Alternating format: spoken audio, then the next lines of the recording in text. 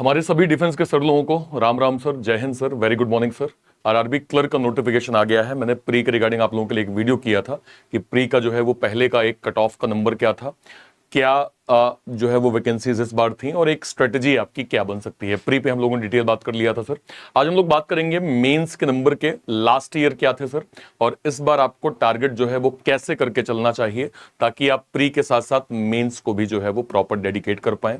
सबसे पहले मैं अपने सभी डिफेंस के सर लोगों को कहूंगा, जो लोग इस चैनल को पहली बार देख रहे हैं, सर चैनल को सब्सक्राइब आप लोग जरूर कर लीजिएगा। यहां पे ना केवल आपको इंपॉर्टेंट इंफॉर्मेशन बल्कि रीजनिंग प्री से लेके मेंस तक बिल्कुल डेप्थ कॉन्सेप्चुअल क्लैरिटी के साथ आपको कंटेंट यहां पे दिया जाता है। मेक श्योर करें आप सभी लोग इस चैनल को सब्सक्राइब जरूर कर लें। सबसे पहले बात करते हैं सर, इस बार जो है वो आरआरबी क्लर्क के अंदर टोटल वैकेंसीज 13,217 आई हैं, जिसमें अगर मैं कैटेगरी वाइज सर स्पेशली मैं कहूं कि जो है वो डिफेंस में कितनी आई है, मतलब ईएसएम की और डीईएसएम की अगर मैं बात करूं टोटल वैकेंसीज कितनी है, तो एक बार जो है वो सर्च कर लेते हैं।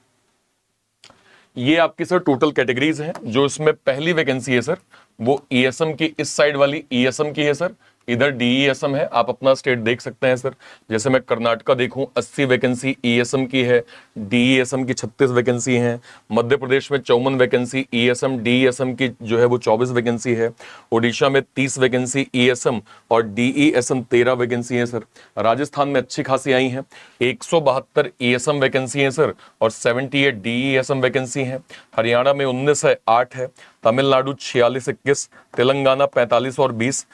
उत्तर प्रदेश में अच्छी खासी 100 वैकेंसी ईएसएम की है और 45 यहाँ पे डीईएसएम की है। उत्तराखंड में 22 वैकेंसी 9 वैकेंसी। वेस्ट बंगाल में 14 वैकेंसी 7 वैकेंसी। एक बार इसको गो थ्रू कर लीजिएगा सर, जो भी आपका स्टेट है अकॉर्डिंगली अपनी वैकेंसीज को आप चेक कर सकते हैं। ठीक है भाई, नेक्स्ट पे आ जाते हैं। अब सर यहाँ पे कुछ बेसिक चीजें हैं जो आपको जाननी जरूरी हैं, जो आपको पता होनी चाहिए। पहली चीज ये, एक सवाल बहुत मेरे पास आ रहा था कि सर जो डिपेंडेंट वाला क्राइटेरिया है सर, क्या वो डिपेंडेंट वाला क्राइटेरिया एक ही होगा या एक से ज्यादा होगा। तो पहली चीज वो यहाँ पे मेंशन किया है सर कि availed by one dependent of ex serviceman. तो पहली चीज सर वन डिपेंडेंट की यहाँ पे बात की गई है।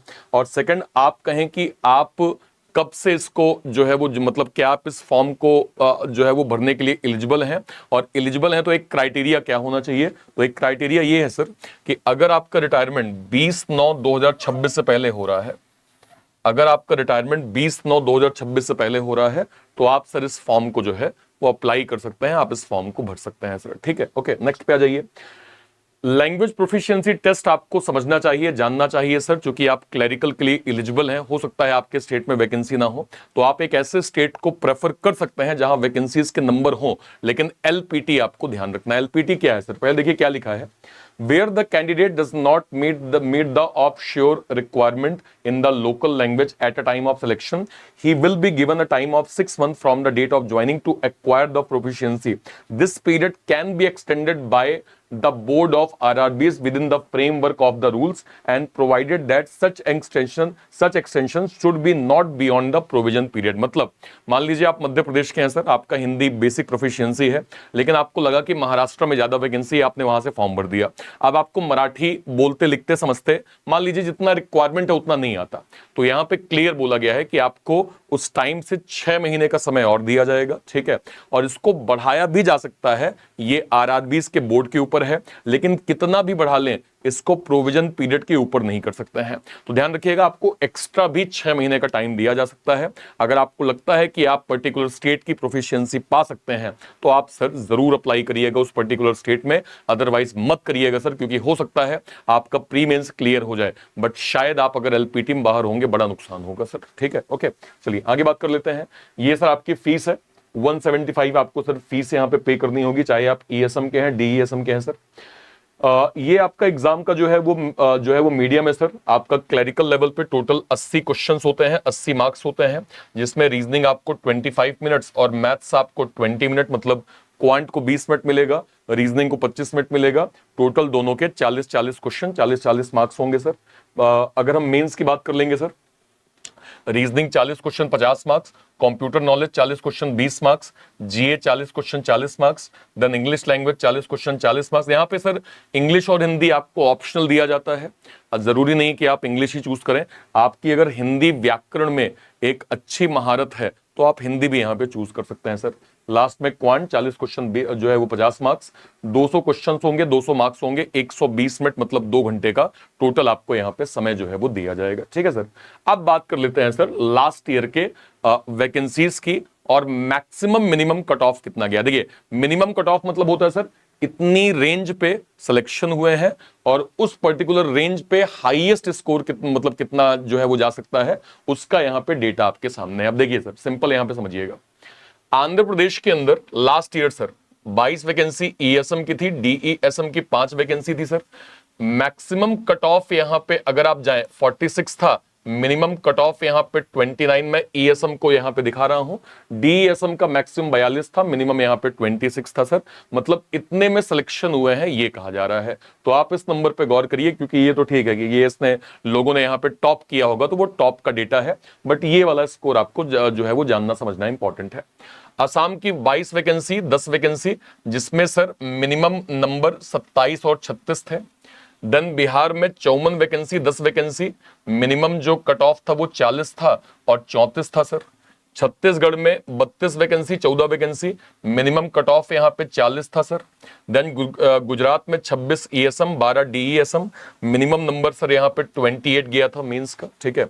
इसके बाद देखिए हरियाणा में सर 18 वैकेंसी 8 वैकेंसी, जो आपका मिनिमम नंबर था सर वो 43 और 30 था। ठीक है।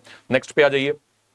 इसके बाद हिमाचल प्रदेश 9 और 0, जो मिनिमम नंबर था वो 37 था sir. Jammu Kashmir 14 vacancy 4 vacancy, minimum number 35 और 39। झारखंड में 21 वैकेंसी ईएसएम की, मिनिमम यहां पे नंबर जो है वो 36 गया। कर्नाटका की 20 वैकेंसी 8 वैकेंसी, मिनिमम नंबर यहां पे 29 गया सर। इसके बाद केरला की 10 वैकेंसी 4 वैकेंसी, मिनिमम नंबर 40 और 37 गया सर। ठीक है। इसके बाद मध्य प्रदेश में 65 ईएसएम था, डीईएसएम 29 था, मिनिमम नंबर 33 और 32 गए सर। देन महाराष्ट्र में 17 वैकेंसी और 7 वैकेंसी, मिनिमम नंबर 27 और 31 यहां पे गया सर। ठीक है। इस प्रकार से आगे बढ़ते हैं। मणिपुर की बात करें सर 1 वैकेंसी थी, मिनिमम कट ऑफ 31 गया। ओडिशा की 30 वैकेंसी 4 वैकेंसी, मिनिमम यहां पे कट ऑफ 36 और जो है वो 27 गया। पंजाब की 34 vacancy 15 vacancy, minimum cut off यहां पे 30 और 36 गया सर। राजस्थान की 65 vacancy 28 vacancy, minimum cut off 36 और 28 गया सर। तमिलनाडु की 48 vacancy 21 vacancy, minimum cut off 25 और 44 गया। देन यहाँ पे Telangana 42 vacancy 18 vacancy, minimum number यहाँ पे 34 देखने को मिले। यूपी में 103 वैकेंसी ईएसएम और डीईएसएम की 46 वैकेंसी थी सर, जिसमें मिनिमम कट ऑफ का नंबर 35 गया था, 36 गया था। उत्तराखंड में 15 वैकेंसी 7 वैकेंसी, मिनिमम नंबर 40 गया सर। देन यहाँ पे West Bengal 15 vacancy 6 vacancy, minimum number sir 34 और 27 गए थे। तो आपने ये अपने अपने स्टेट्स के अकॉर्डिंग सर कट ऑफ के नंबर देख लिए। ये मेंस में हमें टारगेट इस प्रकार से करना होगा। मैं मेंस की एक डिटेल स्ट्रेटेजी पे बात करूंगा सर, क्योंकि मेंस में क्या है ना सर, आप अगर कट ऑफ के नंबर देखें और ओवरऑल चारों नंबर चारों सब्जेक्ट, क्योंकि सर देखिए आपके पास मैथ्स भी है सर, इंग्लिश भी है, इंग्लिश हिंदी में से कोई एक सब्जेक्ट, देन आपके पास जीए है सर, कंप्यूटर है, ठीक है, और रीजनिंग है आपके पास। तो चारों जब सब्जेक्ट को आप देखते हैं ना, तो आप ये पाएंगे कि अगर आप डिसेंट स्कोर चारों में कर पाएंगे ना सर, तो जो ये नंबर है ना, ये आसानी से क्रैकेबल नंबर है। मतलब जब मैं सिंपली आपसे कहता हूं कि रीजनिंग के अंदर मेंस में सर आपकी स्मार्ट अप्रोच जो है वो आपके काम आती है सर, आपकी स्मार्ट अप्रोच आपके काम आती है सर। इसका मतलब ये है सर कि आपको सिलेक्टेड टॉपिक्स को करना है, उन टॉपिक्स में इतना पारंगत आपको हो जाना है कि आपसे बेहतर कोई उसको बता ही ना पाए सर। ठीक है। जैसे मैं हमेशा कहता हूं कि प्री के अंदर आप कभी भी पजल से स्टार्ट मत करिए सर, क्योंकि पजल से आप स्टार्ट करेंगे आप फंस जाएंगे।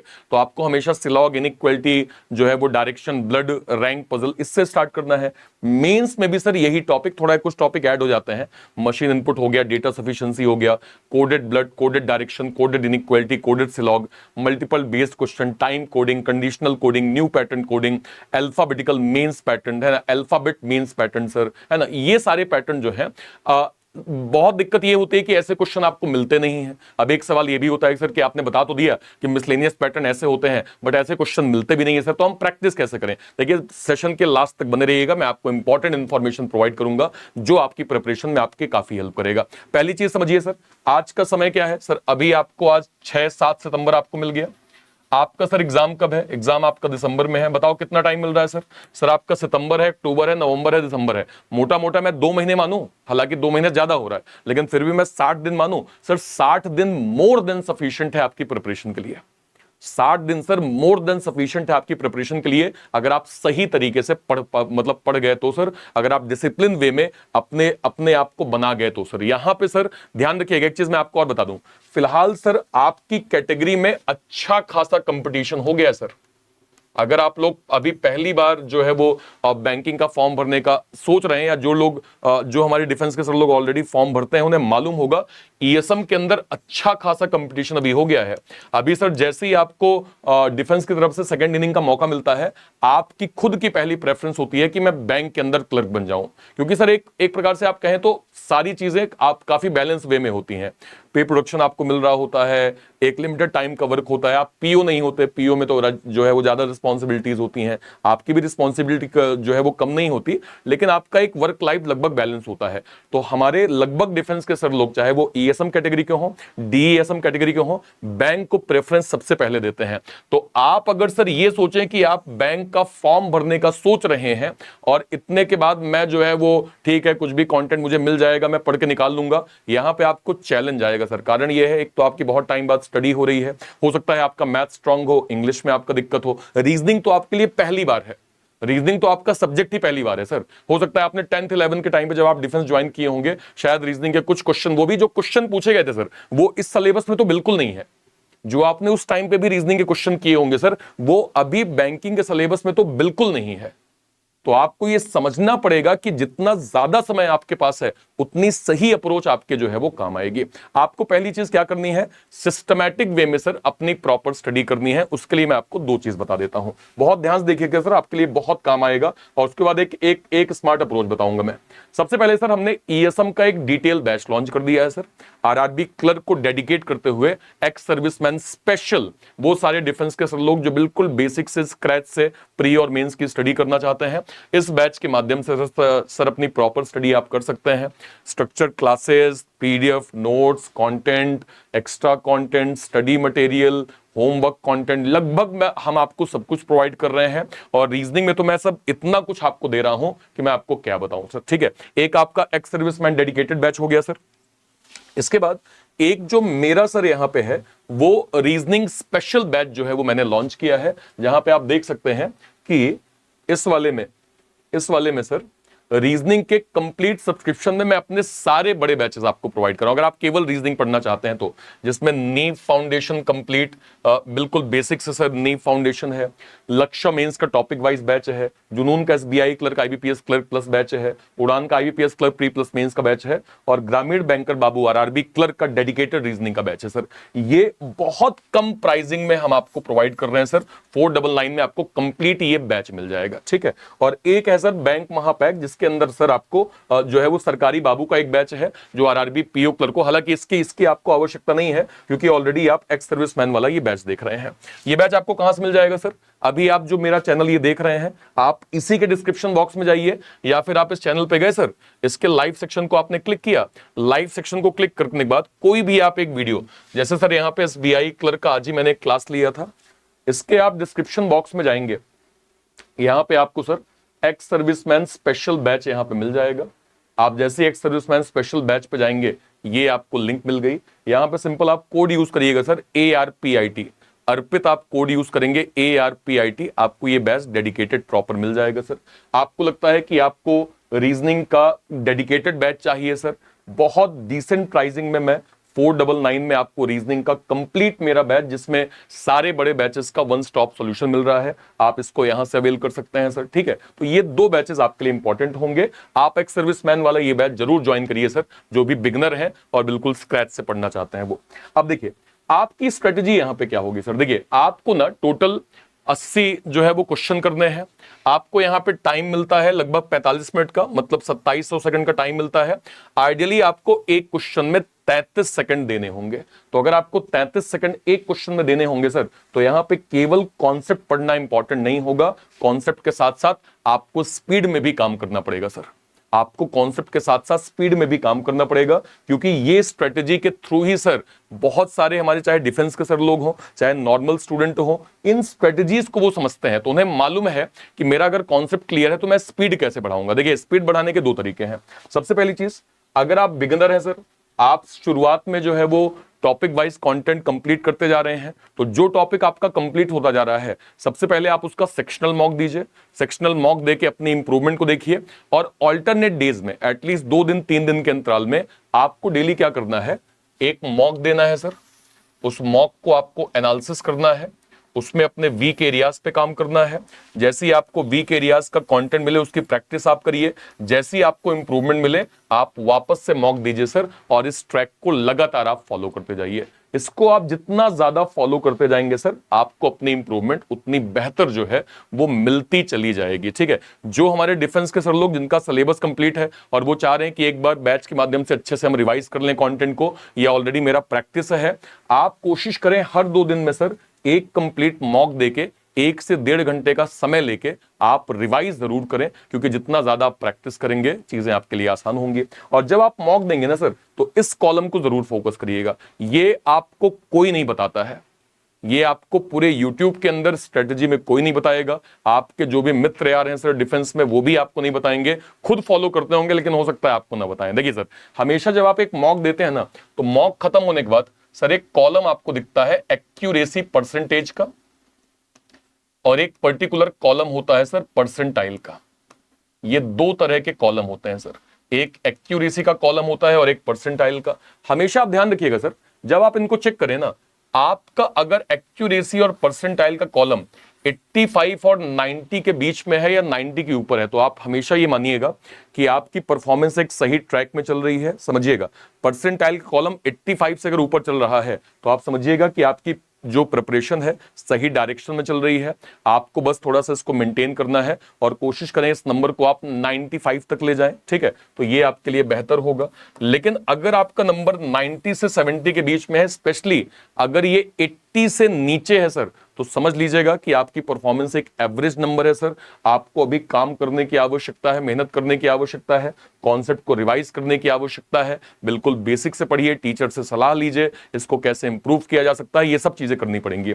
लेकिन अगर आपका परसेंटाइल सर 70 से भी कम है, तो आप एक बहुत डेंजर जोन में है सर, जहां आपकी तैयारी पे अभी बहुत मेहनत करने की आवश्यकता होगी, बहुत ज्यादा काम करने की आवश्यकता होगी। तो जब हम मेंस की बात करते हैं सर, 90%, चाहे एक नॉर्मल स्टूडेंट हो चाहे डिफेंस के सर लोग हो, मेंस नहीं क्रैक हो पाता। इसका कारण यह है कि आप प्री वाले माइंडसेट को मेंस में लगाने की कोशिश करते हैं, जो हमेशा ही आपके लिए नुकसानदेह होता है। आप कभी भी प्री वाली स्ट्रेटजी मेंस में फॉलो नहीं कर सकते सर, क्योंकि मेंस में स्पीड का गेम उतना बड़ा नहीं होता जितना प्री में होता है। मेंस में सर कॉन्सेप्चुअल क्लैरिटी बहुत इंपॉर्टेंट होती है, डेप्थ नॉलेज अगर आपको है वो इंपॉर्टेंट है, और आपको पता है कि हाँ let suppose 45 minute, 40 minute, 60 minute का समय अगर आपको दिया गया है, तो आपको मालूम है कि कौन से क्वेश्चन करने हैं, उससे भी ज्यादा आपको मालूम है कौन से क्वेश्चन नहीं करने हैं। ठीक है, जैसे अगर मैं कहूं सर, लेट सपोज एग्जांपल में दे रहा हूं, अगर मैं कहूं कि कट ऑफ 60 है, हालांकि 60 अभी आपने देखा 60 तो गया ही नहीं है, आप लोगों का कट ऑफ तो इससे कम ही है सर, मान लीजिए 60 है सर,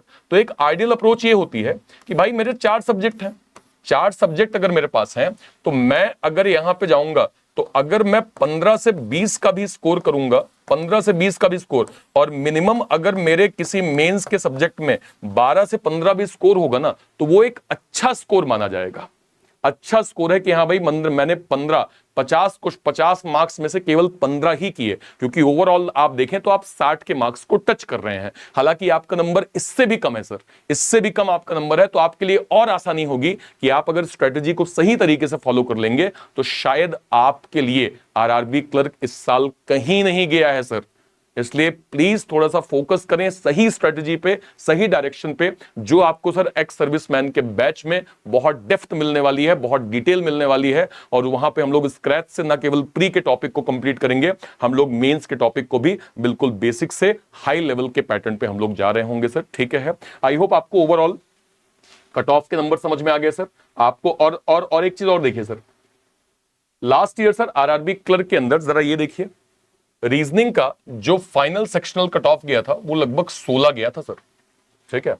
कंप्यूटर का जो फाइनल सेक्शनल कट ऑफ गया था वो लगभग 6 गया था। इसके बाद जीए का लगभग जो है वो 1 गया था, इंग्लिश का 9 गया था, हिंदी का 10 गया था, और यहां पे मैथ्स का जो है वो कितना गया था, जो है वो 6 गया था। मैं बात करूंगा सर रीजनिंग की। रीजनिंग मैंने कहा कि मेरा टारगेट ना 15 से 20 के बीच में तो है ही। हालांकि बच्चे इससे बहुत अच्छा स्कोर करते हैं, क्योंकि भाई अब पेपर ही टोटल जो है वो 40 प्लस मार्क्स का है, तो भाई 15 20 से ऊपर 25, क्योंकि clerical level sir, clerical level में पीओ लेवल जितना हार्ड कंटेंट नहीं होता, आईबीपीएस पीओ लेवल तो बिल्कुल नहीं होता, एसबीआई पीओ लेवल तो बिल्कुल नहीं होता। यहां पे सर थोड़ा ही लेवल अप होता है आरआरबी क्लर्क के अंदर, और उसमें भी अगर आप स्ट्रेटजी फॉलो कर लिए तो ये नंबर कोई बड़ी बात नहीं है। लास्ट ईयर में आपको बताऊं, मैंने एक बैच लॉन्च किया था मेरे अर्लियर प्लेटफॉर्म पे, उसमें मेरे बहुत सारे डिफेंस के सर लोग ज्वाइन किए थे। अच्छा खासा हम लोगों ने उस बैच को पढ़ा। फिर बैच के लास्ट में मैंने डिफेंस के सर लोगों से बात करी, मैंने कहा सर क्या आपका एक्सपीरियंस है, कैसी अभी तक की जर्नी है, पहले आपने क्या पढ़ा। तो उन्होंने एक अच्छी बात कही सर, उन्होंने कहा कि सर लास्ट ईयर भी हमने मेंस दिया था सर, लेकिन हमें लैक ऑफ नॉलेज की वजह से हम मेंस नहीं क्वालिफाई कर पाए सर। हम ऐसा नहीं था कि हम पढ़ नहीं सकते थे सर, पर कोई सही तरीके से गाइड करने वाला नहीं मिला। इस बार हमें अप्रोच क्लियर है सर, हम मेहनत करेंगे, क्योंकि हमें पता है कि क्या करना है क्या नहीं करना है। और मुझे खुशी है सर कि लास्ट ईयर के बैच में से कई सारे हमारे डिफेंस के जो सर लोग हैं आज अलग अलग बैंक में जो है वो पोस्टेड हैं। इसलिए फिर मैं कहूंगा सर, स्ट्रेटजी पे हमें काम करना है। हमारे लिए मेंस के नंबर बहुत बड़े नहीं है सर, सही तरीके से हम फॉलो करेंगे, मेंस को जो है वो प्रॉपर क्वालिफाई कर सकते हैं। एक बार फिर मैं आपको बताना चाहूंगा, ये sir ex serviceman dedicated batch आप लोगों के लिए है। स्पेशल एक्स सर्विसमैन को हमने फोकस किया है। यहाँ पे प्री और मेंस का कंप्लीट बैच है सर, 999 में आपको मिल जाएगा। इसके अलावा यहाँ पे सर ये आपका जो है वो रीजनिंग नायक कंप्लीट सब्सक्रिप्शन, जिसमें मेरे सारे बड़े बैचेस आपको केवल और केवल 499 में यहाँ पे मिल जाएंगे सर। और इसके बाद अगर मैं बात करूं, इसको आप कहां से अवेल कर सकते हैं, सिंपल आप यहां पे जाएंगे, कोई भी एक वीडियो के डिस्क्रिप्शन बॉक्स में आप जाएंगे, डिस्क्रिप्शन बॉक्स में सर यहाँ पे आपको रीजनिंग नायक सब्सक्रिप्शन मिल रहा है। इसको आपने ऐसे क्लिक कर लिया, यहां से अवेल कर लिया। ध्यान रखिएगा सर, डिस्काउंटेड प्राइस की कल लास्ट डेट है, तो आज अगर आप देख रहे हैं जरूर अवेल कर लीजिएगा। साथ में यहाँ पे सर एक्स सर्विसमैन स्पेशल यहाँ पे बैच है, इसको आप क्लिक करिएगा। सिंपल यहाँ पे कोड यूज करिएगा सर, ARPIT, अर्पित आप कोड यूज करेंगे, आपको ये बैच जो है वो डिस्काउंटेड प्राइस में मिल जाएगा, ठीक है। और कोई भी डाउट होता है वीडियो के कमेंट सेक्शन में अपनी बात आप जरूर रखिएगा। फिलहाल के लिए सेशन को इतना ही रखते हैं। Till then bye bye, thank you so much, जय हिंद, थैंक यू।